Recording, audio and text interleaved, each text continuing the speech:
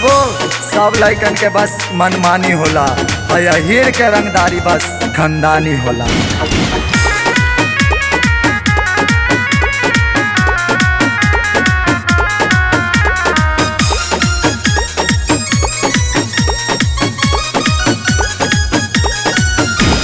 छपल बा फोटो अखबारे में नाम आवेला रंगदारे में।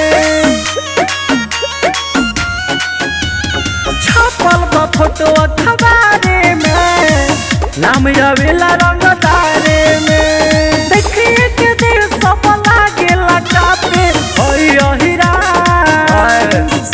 सुनाता होइया हिरान रंग बाजन के बाप होइया हिरान रंग बाजन के बाप। अरे सुन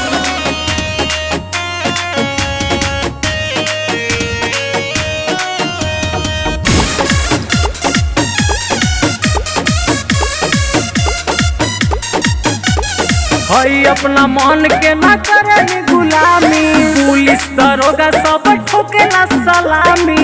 आज तक कोई सार बोल दी का। हई अपना मन के ना करे गुलामी।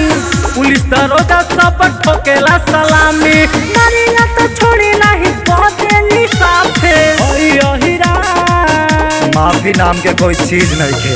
हई हिरान रंग बाजन के बाप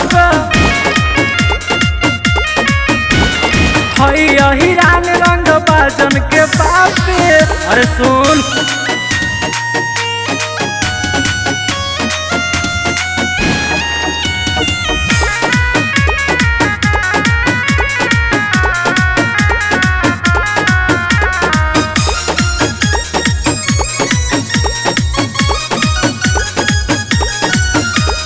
रोशन रोहित मचावे तबाही। डरे कोई कोर्ट में न देवे गवाही। बिसलवो के हल्का में ना दिए बाबू। मिर्ची लकी मचावे तबाही। डरे कोई कोर्ट में न देवे गवाही। के गुड़ पे आके गिरवे अपने आप पे। होइया हिरान काहे कि उत्तर पाप हवन। होइया हिरान रंग बाजन के बाप होइया हिरान रंग बाजन के बाप।